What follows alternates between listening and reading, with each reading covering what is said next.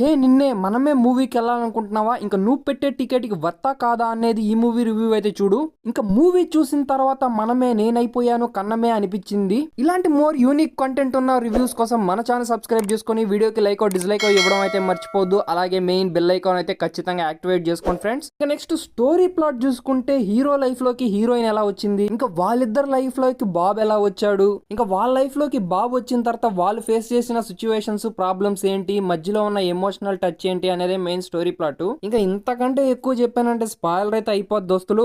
ఇంకా మూవీలో first half ఎలా ఉందంటే నాకు ఫస్ట్ హాఫ్ చూసిన తర్వాత రొటీన్ స్టోరీ అనిపించింది. ఇంకా సెకండ్ హాఫ్ అయితే నాకు కొంచెం కన్క్లూజన్స్ గానీ ఆ జస్టిఫైయింగ్ ఉండే సీన్స్ అయితే పర్లేదు అనిపించింది నాకు మూవీలో. ఇంకా నెక్స్ట్ పాజిటివ్స్ చూసుకుంటే స్క్రీన్ ప్రెసెన్స్ అనేది బ్యూటిఫుల్ గా ఉంటది. ఇంకా పిల్లోడితో ఉండే సీన్స్ గానీ, లవ్ స్టోరీ, దీంతో పాటు మనకి వెన్నెల కిషోర్ గారి అక్కడక్కడ కామెడీ సీన్స్ గానీ, దాంతో పాటు విజువల్స్, సినిమాటోగ్రఫీ అనేది కొంచెం అయితే మనల్ని ఇంప్రెస్ చేస్తుంది. ఇంకా ఫైట్స్, స్క్రీన్ ప్లే అనేది పర్లేదు అనిపించింది మూవీలో. ఇంకా నెక్స్ట్ నెగిటివ్స్ గురించి మాట్లాడుకుంటే మోస్ట్లీ మనకి స్టోరీ అనేది రొటీన్ గా అనిపిస్తుంది భయ్య. ఇంకా ఎమోషన్స్ అయితే చాలా జస్టిఫైయింగ్ గా ఉన్నట్టుగా ఏదో జస్ట్ టచ్ చేస్తాయి అంతే, అంతేగాని ఫీల్ అయితే అవ్వలేము. ఇంకా సాంగ్స్, మ్యూజిక్ అయితే మైనస్ అయితే అయ్యాయి ఫ్రెండ్స్ మూవీలో. ఇంకా దాంతో పాటు ఫస్ట్ హాఫ్ లో, సెకండ్ హాఫ్ లో మనకి ల్యాక్ సీన్స్ అయితే ఖచ్చితంగా ఫేస్ చేస్తాము. కొన్ని సీన్స్ అయితే ఎందుకు పెట్టారా అనిపిస్తుంది. ఇంకా నెక్స్ట్ పర్ఫార్మెన్స్ చూసుకుంటే శర్వానంద్ గారి పర్ఫార్మెన్స్ అయితే లిటిల్ బిట్ బెస్ట్ అనిపిస్తుంది అంతే. ఇంకా అక్కడక్కడ ఫైట్ సీన్స్ లో గానీ, లవ్ స్టోరీలో గానీ, ఆ పిల్లోడితో ఉండే సీన్స్ గానీ, ఎమోషనల్ గా ఉండే సీన్స్ లో జస్ట్ ఓకే అనిపించారు. ప్రీవియస్ మూవీస్ కంటే ఈ మూవీలో అయితే చాలా వరకు అయితే డిసప్పాయింట్ చేశారు ఆడియన్స్ ని.